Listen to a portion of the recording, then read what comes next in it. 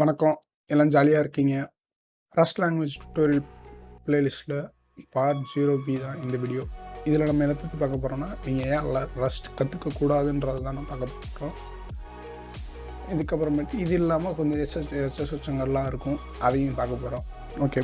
First point என்னன்னு பார்த்தீங்கன்னாக்கா, நீங்க ஏன் ரஸ்ட் கத்துக்கக்கூடாதுன்னா, வந்து இப்போதைக்கு ஜாப் ஆப்பர்ச்சுனிட்டிஸ் ரஸ்ட்டில கம்மியா தான் இருக்குது. Comparing to CC plus compare பண்ணும்போது ரஸ்ட்டில் இப்போ ஜாப் ஆப்பர்ச்சுனிட்டிஸ் கம்மியாக தான் இருக்குது. ஸோ நீங்கள் இப்போ ஜாப் ரஸ்ட்டை கற்றுக்கிட்டு நீங்கள் இப்போ ஜாப் ஆப்பர்ச்சுனிட்டிஸ் எனக்கு ஜாப் கிடைக்கணும்னு நீங்கள் போனீங்கன்னாக்கா ஜாப் ஆப்பர்ச்சுனிட்டிஸ் ரொம்ப கம்மியாக இருக்கும். ஸோ நீங்கள் ரஸ்ட்டுக்கு சொல்ல போனால் உங்களுக்கு வேலை கிடைக்கிறது ரொம்ப கஷ்டம் இப்போ இருக்க சுச்சுவேஷனில். பட் ஆனால் ஃப்யூச்சரில் ரஸ்ட் க்ரோ ஆக ரஸ்ட்டுக்கு நிறைய பொட்டன்ஷியல் இருக்குது. ஸோ எசென்ஷியலி சிசி ப்ளஸ் எப்படி ரஸ்ட் ரீப்ளேஸ் பண்ணிடும் ஃப்யூச்சரில். ஸோ நீங்கள் இப்போ எனக்கு உடனே ஜாப் கிடைக்கணும் அப்படின்னு நீங்கள் நினச்சிங்கனாக்கா ரஸ்ட் எடுக்கிறது தப்பு. ஆனால் உங்களுக்கு ஃப்யூச்சரில் ஜாப் ஆப்பர்ச்சுனிட்டிஸ் மேபி கூட இருக்கலாம்.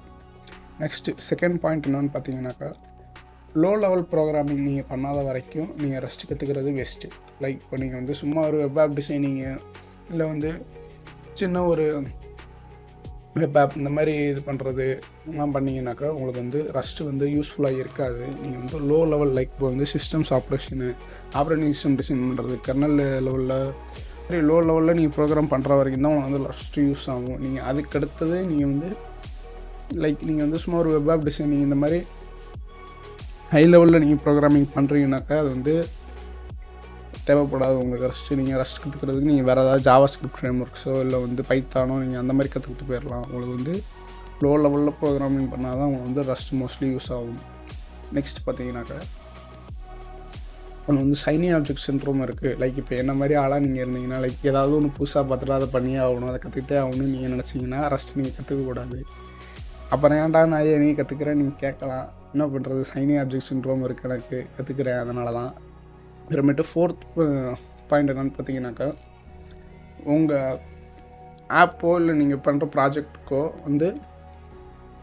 அக்யூரஸியும் ஸ்பீடும் ரொம்ப முக்கியம் அப்படின்ற வரைக்கும் தான் உங்களுக்கு ரெஸ்ட் எடுக்கிறது நல்லது.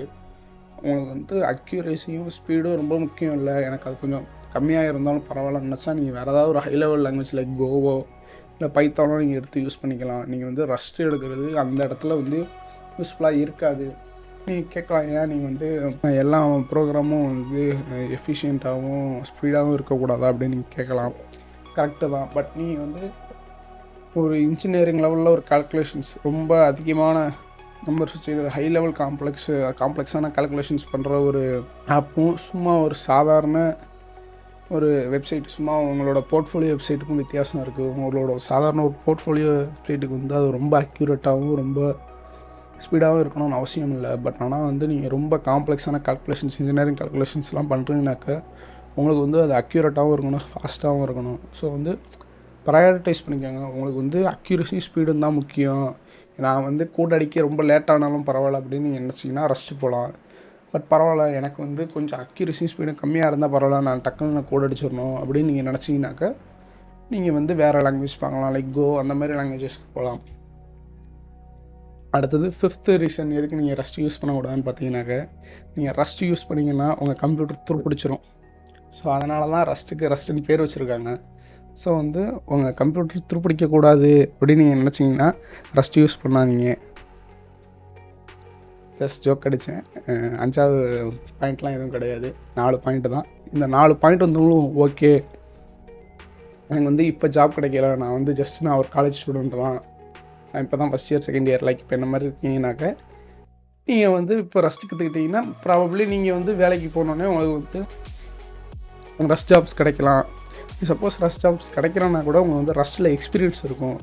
ஸோ நீங்கள் உங்கள் எக்ஸிஸ்டிங் நீங்கள் போகிற ஜாப்லேயே உங்களுக்கு சப்போஸ் ரஸ்ட் யூஸ் பண்ண முடிஞ்ச இடத்துலலாம் நீங்கள் ரஸ்ட் யூஸ் பண்ணிக்கிட்டிங்கன்னா உங்களுக்கு கொஞ்சம் ப்ரொஃபஷனல் எக்ஸ்பீரியன்ஸும் கிடைக்கும். ஸோ நீங்கள் ரஸ்ட் அப்போ யூஸ் பண்ணிக்கலாம். செகண்ட் பாயிண்ட் என்னென்னு பார்த்தீங்கன்னாக்கா, ஒரு லோ லெவல் ப்ரோக்ராமிங் பண்ணுறீங்கன்னா ரஸ்ட் போகலாம், இல்லைன்னா நீங்கள் ரஸ்ட் போக தேவையில்லை. அடுத்தது தேர்டு என்னென்னு பார்த்தீங்கன்னா, சைனி ஆப்ஜெக்ட் சிண்ட்ரோம். லைக் இப்போ என்ன மாதிரி இருந்தீங்கன்னா நீங்கள் ரஸ்ட் கற்றுக்கக்கூடாது, ஆனால் கற்றுக்கிறது வேறு பட்சம். பட் ஆனால் நீங்கள் அது மாதிரி சைனி ஆப்ஜெக்ட் சிண்ட்ரோம் உங்களுக்கு இருந்துச்சுன்னா நீங்கள் ரஸ்ட் கற்றுக்காமல் இருக்கிறது நல்லது. அடுத்தது ஃபோர்த் பாயிண்ட் என்னென்னு பார்த்தீங்கன்னாக்கா, நீங்கள் உங்களுக்கு ஸ்பீடு அக்யூரஸி முக்கியமாக ரஸ்ட்டு போகலாம், இல்லைனா நீங்கள் ரஸ்ட்டு போகக்கூடாது. That's it guys, by.